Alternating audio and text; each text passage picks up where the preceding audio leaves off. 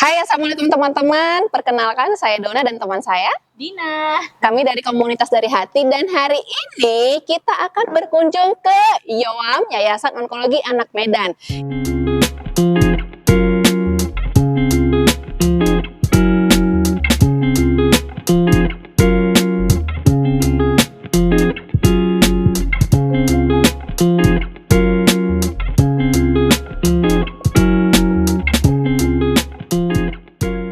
Yang mana yayasan inilah nantinya yang akan kita donasikan ketika di acara Mental Health Day di tanggal 14 mendatang. Teman-teman yang belum tahu, ini adalah salah satu rangkaian kegiatan dari acara Mental Health Day di tanggal 14 dengan kelas yang berjudul Berdamai dengan Diri, Acceptance and Forgiveness. So, mari kita berkunjung ke dalam. Ayo.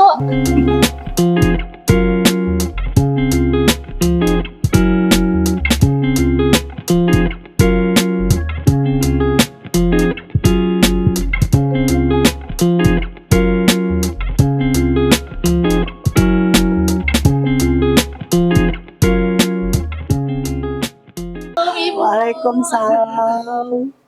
Halo nih, Dina, Bu. Iya. sama tunanya tuh aja. Iya, Mari silakan. Oke teman-teman, sekarang kami sudah bersama dengan Ibu Tika. Bu Tika ini adalah salah satu pengurus dari YOAM. Oke, teman-teman, kita kenalan dulu ya sebaiknya dengan Bu Tika supaya lebih kenal dan semakin sayang dengan yayasan ini. Benar ya Bu Tika ya? benar sekali. Oke Bu Tika, boleh perkenalkan dulu diri Ibu dan membahas sedikit tentang apa sih YOAM ini? Oke, saya Tika, saya ketua di Yayasan Onkologi Anak Medan, dan Yayasan Onkologi Anak Medan ini sudah berdiri sejak 2006, dan kita memiliki rumah singgah, ya, tempat rumah tinggal sementara bagi pasien-pasien yang ada di Sumatera Utara dan sebagian Aceh. Jadi Yayasan Onkologi Anak Medan ini adalah yayasan yang mendampingi anak-anak kanker secara psikologis. Supaya emosi mereka selama menjalani pengobatan itu tetap terjaga, terutama juga orang tua. Karena kalau udah anak sakit, itu satu keluarga pasti sakit. Nah, jadi selama mendampingi anaknya pengobatan, peran Yayasan Onkologi Anak Medan ini juga ada hadir untuk meringankan beban pengobatan mereka dan juga beban dari emosi. Jadi bagaimana kita memaksimalkan pengobatan anak-anak kanker ini supaya berjalan baik.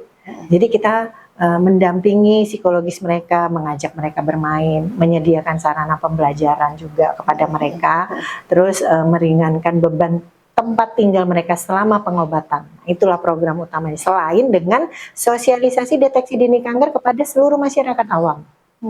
Nah, itu juga kita berikan supaya deteksi dini kanker ini dari mulai awalnya sudah terdeteksi, sehingga pengobatan pemulihan pengobatan kanker ini akan lebih cepat diobati ketika dia dari stadium awal. Tuh. Berarti memang sasarannya adalah di anak-anak ya Bu ya? Di anak-anak, karena memang kita pendampingannya khusus di anak-anak. Range usia dari 0 sampai 18 tahun. Oke, nah teman-teman, jadi komunitas Dari Hati ini salah satu visi misinya juga adalah sebagai fasilitas untuk teman-teman mampu pulih ya secara mental. Nah, dan kita di acara event perdana kita di tanggal 14 mendatang itu dari komunitas Dari Hati kita ingin berdonasi. Jadi para peserta yang sudah ikut mendaftar di kelas Berdamai dengan Diri, otomatis para peserta juga telah berdonasi ke Yayasan Onkologi Anak Medan. Alhamdulillah, ya. Terima kasih. Oke, Bu Tika, saya pengen nanya lagi dong. Tadi Bu Tika bilang YOAM ini mendampingi secara psikologis. Boleh tahu nggak alasannya kenapa Ibu? Karena sebenarnya orang yang sakit itu mentalnya juga sakit. Bahkan 80% penyakit itu disebabkan dari beban pikiran. Apakah itu sebenarnya, kenapa kok anak-anak kan mereka belum punya pikiran? Nggak bisa. Orang tua punya beban pikiran, dia akan transfer ke anak-anaknya. Jadi selama anak-anak kanker ini didampingi oleh orang tuanya, kalau orang tuanya tidak punya kesiapan mental, juga anak-anak tidak akan terawat dengan baik. Jadi kalau ibunya mentalnya bagus, emosinya bagus, psikologisnya bagus, anak-anak akan terawat dengan baik. Jadi kalau misalnya di anak remaja yang namanya sakit kanker ini nanti mereka akan menarik diri dari sosial. Kalau misalnya kankernya misalnya perlu amputasi, otomatis rendah diri kan, kepercayaan diri menurun kan, menurun, dia tidak punya kepercayaan diri yang tinggi, sehingga dia akan mengutuk dirinya sendiri. Padahal dia harus berdamai dengan dirinya, Yes. ya kan? Dia nerima, maka pengobatan akan berjalan dengan baik. Memang kaki nggak bisa dikembalikan lagi, paling tidak akan terjadi pelebaran ke mana-mana. Dia akan bisa banyak kan sebenarnya tokoh-tokoh motivator ya, bahkan dia tidak punya organ tubuh yang layak sekali, dia mungkin kehilangan satu kakinya. Ini ada motivator yang memang dia nggak punya tangan, nggak punya kaki, tapi dia bisa menghasilkan dan bisa bermanfaat. Nah itu yang kita tanamkan pada anak-anak ini dari sejak awal. Nggak apa-apa kamu begini, tapi kamu ada sosok atau dari diri kamu yang memang bisa dimotivasi sehingga bermanfaat kamu ke yang lainnya, kamu bisa jadi contoh kepada yang lainnya gitu. Banyak survivor kita yang udah kuliah, sarjana, jadi duta mahasiswa. Jadi makanya kita pendampingannya secara psikologisnya baik, pengobatan lancar. Oke. Gitu. Saya mau nanya, kalau kira-kira anak-anak ini terdapat penyakit kanker yang mana gitu? Jenisnya kan kanker ini kan banyak, Iya. ya kan? Yang paling Nah, banyak. yang paling banyak anak-anak ini terdapat Kanker apa? Iya, yang paling banyak adalah kanker leukemia. Itu bahkan dari umur 6 bulan kita udah dampingin. Pernah ada anak umur 6 bulan udah terdiagnosa sakit kanker leukemia. Jadi memang paling dari semua kanker itu, dari ratusan anak-anak yang udah kita dampingi, walaupun banyak yang tidak berjalan dengan lancar, tapi mendominasi itu leukemia. Baru yang kedua adalah retinoblastoma, kanker mata, kemudian kelenjar getah bening, baru diikuti dengan yang lain-lain. Tapi yang paling banyak itu leukemia. Iya. Oke. Untuk gendernya sendiri, perempuan laki-laki ada yang paling banyak atau Enggak. sama? Mungkin di tahun ini banyak laki-laki, atau nanti di start tahun berikutnya banyak perempuan. Tuh. Tapi banyak laki-laki tapi tidak terlalu banyak. Maksudnya tidak sampai dari 50, 30 tuh anak laki-laki, enggak. Nah, gitu. Memang laki-laki lebih banyak, tapi tidak perbedaannya itu tidak terlalu banyak gitu. Oke Bu, kalau boleh tahu ada nggak jadwal rutin anak-anak untuk dilakukan terapi tadi didampingi secara psikologis? Ada nggak jadwal rutinnya Bu? Ada. Ada jadwal.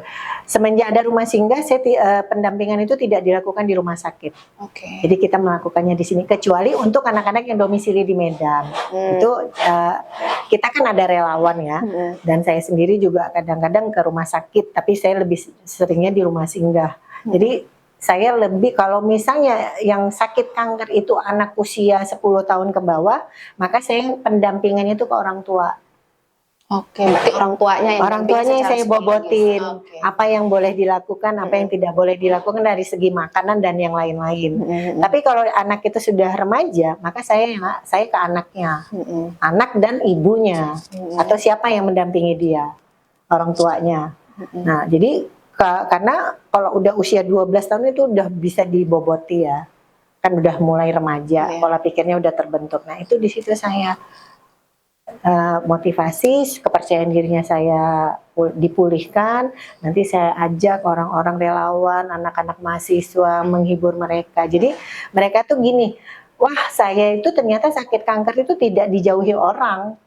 Ternyata lingkungan sosial tuh mampu menerima saya, bahkan menghibur saya gitu. Jadi banyak sekali kegiatan-kegiatan yang dilakukan oleh komunitas-komunitas lain untuk menghibur mereka di sini maupun di rumah sakit. Sehingga orang tua dan siapapun yang sakit itu merasa terhibur, mereka tuh tidak ditinggalkan. Lingkungan sosial, meskipun mereka tidak bisa datang ke sosial atau ke lingkungan sosial itu, lingkungan sosial itu yang mendatangi mereka. Jadi kita sering buat kegiatan kolaborasi baik di sini maupun di rumah sakit. Gitu. Bu, sejauh Ibu pernah menterapi para anak-anak dengan kanker, kira-kira paling banyak nih emosi apa yang paling didominasi sama anak-anak penderita kanker? Kebencian. Oh my, kebencian. Benci, dendam. Itu udah berteman kan? Benci, dendam kemana? Mungkin ada peristiwa trauma yang mereka dapati dari orang ketiga atau momen. Jadi ada satu orang yang pernah saya hipnoterapi, bahkan di luar dari anak kanker juga orang kanker yang pernah saya hipnoterapi, dan letak kankernya itu adalah beban emosinya. Jadi ada satu anak, dia ditabrak tuh waktu umur SD, umur 12 tahun. Kemudian ada reaksi lagi dari lingkungan sosial karena dia ditabrak. Kebetulan yang nabrak dia tuh orang terpandang. Ya, jadi ada hukuman sosial bagi diri dia dan keluarga. Jadi beban sama dia. Dendam yang tak tersampaikan karena dia anak kecil, dan letak kankernya itu persis di mana dia ditabrak. Jadi dikeluarkan beban emosinya, terjadi forgiveness dengan orang itu, dikembalikan momennya, dinetralkan, dan memang ada reaksi tubuh, buang racun, besoknya dia buang airnya ada darah, ada apa, dan memang udah kita bilang kan, kalau misalnya ada terjadi reaksi ini jangan panik, itu ada racun, biarkan saja. Nah, sayangnya kadang-kadang kita sama orang-orang yang di daerah ini sukanya ganti-ganti nomor telepon ya. Jadi kita tidak bisa lagi berkomunikasi, mencari efek dari selesai di terapi itu. Tapi saya rasa sih baik-baik aja, mudah-mudahan. Itu dia kalau boleh tahu anaknya usia berapa, Ibu? 18 tahun. 18 tahun. Jadi dia sebenarnya terdeteksi itu dari umur 17, menjalani pengobatan. Nah, ada vonis dia harus amputasi, nggak mau. Jadi saya tawari, mau pulang kamu, saya tawari, saya hipno, benar, letaknya di situ, persis yang mau diamputasi. Gitu, percaya nggak percaya donasi. Nah, teman-teman, Bu Tika ini juga seorang hipnoterapis ya, jadi Bu Tika juga melakukan terapi hipno kepada anak-anak yang singgah di rumah kanker Yoam ini. Oke teman-teman, tadi kita sudah ngobrol dengan Bu Tika dan membahas bagaimana sih ternyata emosi juga mampu mempengaruhi kesehatan fisik kita, terutama terhadap anak-anak kanker ini. Nah teman-teman, benci, dendam itu adalah dua emosi yang ternyata mendominasi para penderita kanker. Berdamai dengan diri adalah kuncinya, menerima dan memaafkan. So, buat teman-teman yang merasa mungkin saat ini masih ada masalah di masa lalunya, segera ikut daftar di kelas ini, berdamai dengan diri, forgiveness, acceptance, ya. Karena dengan kita menerima dan memaafkan, insya Allah semuanya juga akan lebih enak kita jalanin hidupnya. Dan buat teman-teman yang sudah mendaftar dan akan mendaftar menjadi peserta, maka teman-teman secara tidak langsung juga berdonasi ke Yoam, Yayasan Onkologi Anak Medan. Jadi teman-teman, materinya itu luar biasa karena kita akan membahas tentang bagaimana pengalaman masa lalu mampu mempengaruhi emosi kita di masa ini.